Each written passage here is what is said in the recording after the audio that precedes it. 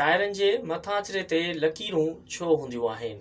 जीअं त टायरनि ते लकीरुनि जा सबब कहिड़ा आहिनि उहे घणो दिलचस्प आहिनि। अरबे ख़रबे माण्हू रोज़ानो कार, मोटरसाइकिल, बस या ॿियनि केतिरियुनि मुख़्तलिफ़ गाॾियुनि में सफ़र कनि था, पर छा तव्हां कॾहिं सोचियो आहे त उन्हनि सवारियुनि जे टायरनि ते अजीब क़िस्म जूं लकीरूं छो हूंदियूं आहिनि? छा तव्हां कॾहिं सोचियो आहे त टायर बिल्कुलु लकीरुनि खां बग़ैर छो नाहिनि, या उन्हनि ते उहे लकीरूं ठाहिण जो मक़सदु आख़िर छा आहे? उहो चवणु ग़लति न थींदो त टायर कंहिं बि गाॾी जो सभ खां वधीक अहम हिसो हूंदा आहिनि, छो त उन्हनि खां सवाइ सफ़र करणु नामुमकिन आहे। हक़ीक़त में उहे लकीरूं तव्हांजी हिफ़ाज़त खे यक़ीनी बणाइनि थियूं, छो त उन्हनि खां सवाइ हादसनि जो ख़तरो वधे थो। टायर जूं लकीरूं वधीक अहम हूंदियूं आहिनि ऐं उन्हनि जी डिज़ाइन जो दारोमदार बि ख़ासि माहौल ते हूंदो आहे ऐं हर डिज़ाइन जो पंहिंजो मक़सदु हूंदो आहे, पर बुनियादी तौर ते उहे लकीरूं कंहिं बि गाॾी जी कारकर्दगी जे कुझु हिसनि में अहम किरदार बि अदा कनि थियूं। मिसाल तौर ते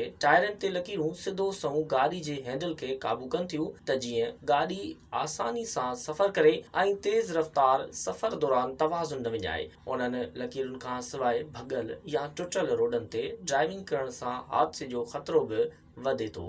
टायरनि जूं लकीरूं गाॾी खे महफ़ूज़ ऐं तेज़ीअ सां रोकणु, ख़ासि करे बरसात जी मौसम में जॾहिं टायर पथरनि ते ब्रेकिंग आसान बणाए थी। उन्हनि लकीरुनि जो हिकु ॿियो मक़सदु इहो बि आहे त ॿारनि जी बचत आहे। मौजूदा दौर में इंजन जी क़ीमतुनि में बि मुसलसिल इज़ाफ़ो थी रहियो आहे ऐं टायर डिज़ाइन गाॾियुनि जी कारकर्दगी खे बहितर करण सां इंजन जी बि बचत में मदद कनि था। यादि रहे त हिकु टायर ते उन्हनि लकीरुनि जी खोटाई 10 बाई 32 खां 11 बाई 32 इंच हूंदी आहे।